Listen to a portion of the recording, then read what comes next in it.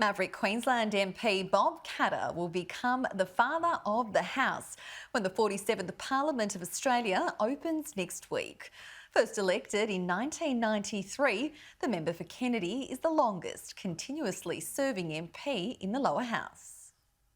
Unashamedly larger than life, often eccentric and well-versed in controversy. Your city, lily pad lefty, that mindset. Bob Katter has comfortably held the Northern Queensland seat of Kennedy for nearly 3 decades.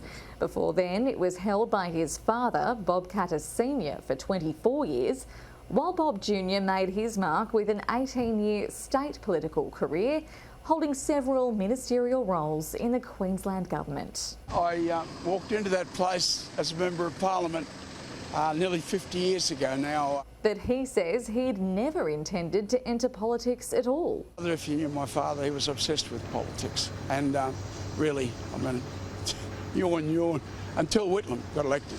Suddenly, I don't know why I hated him so much, but I know I hated him. Mr Katter represented the Nationals for several years, but was never one to toe the party line, outspoken on social and economic policies. In 2001, he resigned to sit as an independent. To do the right thing, you know, I have to take this course of action.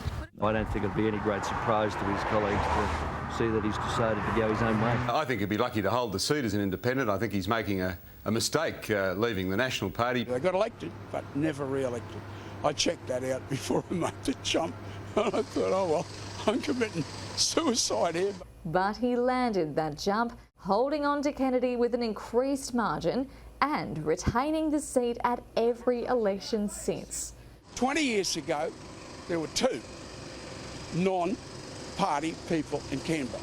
Now, there's a hell of a lot of us. In 2011, he formed Katter's Australian Party before literally handing the reins to his son Robbie in 2020. He had never had a political thought in his life. He'd never been to a political meeting in his entire life, and he got trapped into it, and he's still trying to figure out a way to blame me.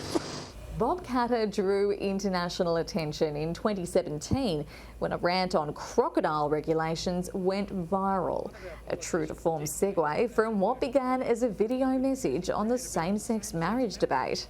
Let there be 1,000 blossoms bloom, as far as I'm concerned.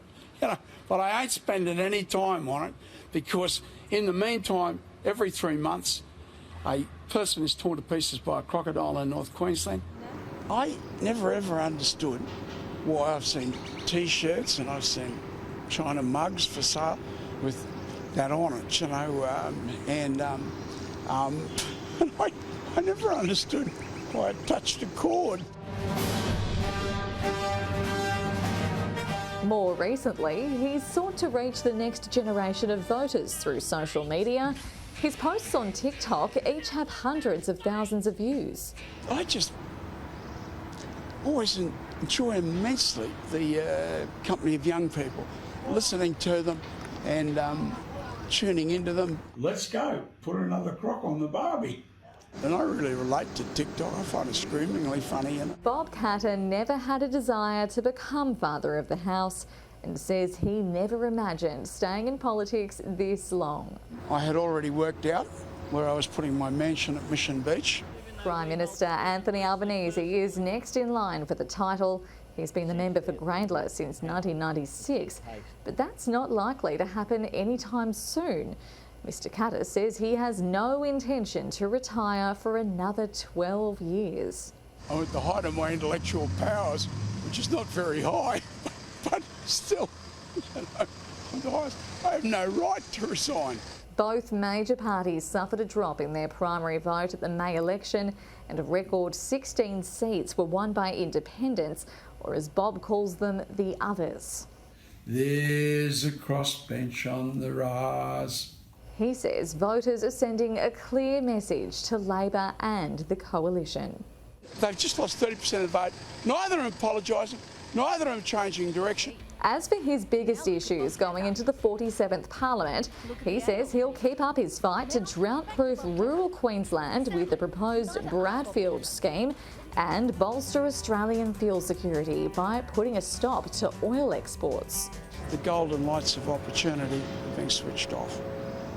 I want to switch them back on. And 30% of Australia, I think, this last election agreed with me. Claire Todd Hunter, Sky News.